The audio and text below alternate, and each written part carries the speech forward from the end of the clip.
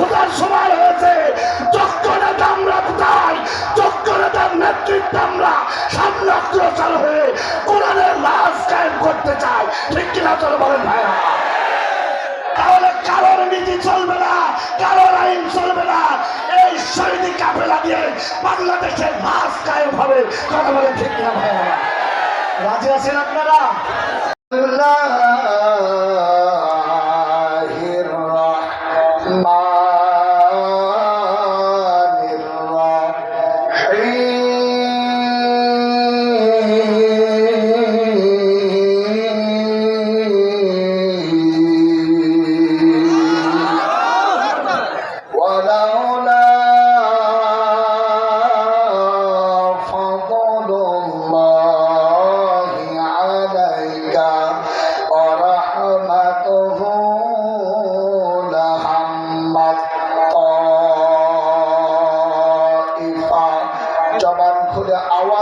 জবান খুলে বলেন আল্লাহু আকবার।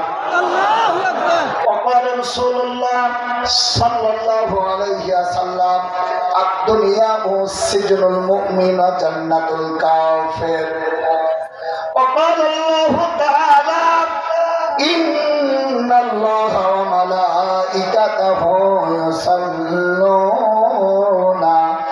আলান নাবিয়্য ইয়া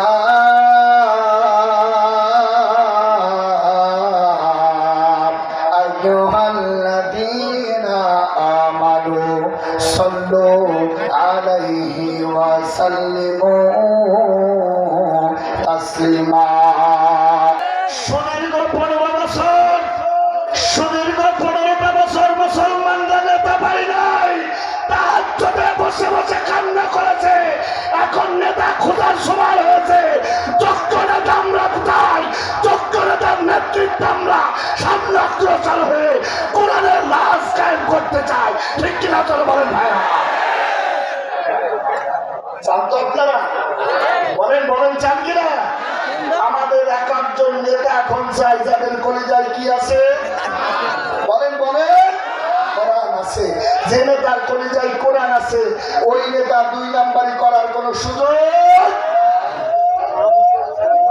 সম্মানিত ভাইরা, এই জন্য আমরা দ্বিতীয়বার আমাদের যুবক ভাইদের রক্তের বিনিময়ে যে স্বাধীনতা পেয়েছি, এই স্বাধীনতার 1 নাম্বার মূল মন্ত্র হলো জমিন যার আইন চলবে তার। ঠিক কিনা চলে বলেন ভাইরা আমার? বলেন তো দেখি জমিন কার? আরো জোরে। আপনাদের কি কোনো ভয় আছে? জোরে বলেন, ভয় আছে? আপনারা যদি সাড়া না দেন আমি দোয়া করে দেবো আমার ভাইরা। বলেন জমিন কার? আরো জোরে। আওয়াজ দিচ্ছেন তা 15 বছর আগের আওয়াজ। একটু 15 বছর পরে যে আমরা স্বাধীন হয়েছি, এই স্বাধীনতার আমরা যে নিয়ামত পেয়েছি, এই নিয়ামতের আশা করে আল্লাহর কাছে শুকরিয়া আদায় করে আমরা সবাই বলছি আল্লাহু আকবার। আরো জোরে লিল্লাহি তাকবীর, নারায়ে তাকবীর। আল কোরআনের আলো, আল হাদিসের আলো, আমার নেতা তোমার নেতা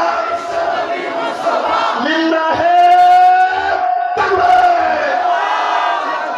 আল্লাহ তাআলার কাছে ফরিয়াদ জানাচ্ছি, রব্বে কারীম ঐতিহ্যবাহী ঐতিহাসিক এই তাফসীর মাহফিলকে তুমি কবুল করে নাও। জবান খুলে বলেন তো আমিন।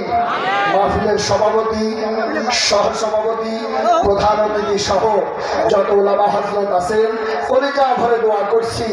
বিশেষ করে আমরা কলিজা ভরে দোয়া করছি লক্ষ লক্ষ মানুষের হৃদয়ের স্পন্দন যাকে এক নজর দেখার জন্য সুদীর্ঘ সময় ধরে আমরা বসে আছি। আমাদের পরিচয়ের মানুষ লক্ষ যুবকের আইডল মাওলানা মুফতি আমির হামজা অসুস্থ হয়ে পড়েছে।